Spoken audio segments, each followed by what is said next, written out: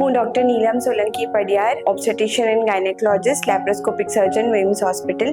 આજે cancer awareness month વિશે આપણે વાત કરીએ છીએ. This is the cancer awareness month. તો મહિલાઓમાં મોસ્ટ કોમન કેન્સર હોય છે, that is the breast cancer.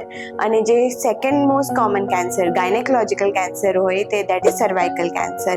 હવે બ્રેસ્ટ કેન્સર એવું છે જેમાં અર્લી ડાયગ્નોસિસ અને ટ્રીટમેન્ટ અગર આપીએ તો પેશન્ટનું survival rate is very good. So એમાં બેઝિક જે બ્રેસ્ટ સેલ્ફ એક્ઝામિનેશન આવે તે તો હર મહિલાએ કરવું જ જોઈએ. સાથે સાથે 40 વર્ષની ઉંમર પછી મેમોગ્રાફી બી વર્ષે કે 2 વર્ષે કરાવવી જ જોઈએ.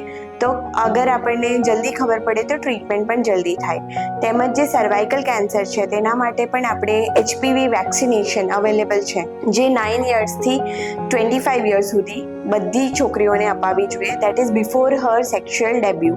45 યર્સ સુધીના લેડીઝ પણ HPV વેક્સિન લઈ શકે છે, પણ સેક્સ્યુઅલ ડેબ્યુ પહેલાં લઈ તો એનો અસર બેટર આવે.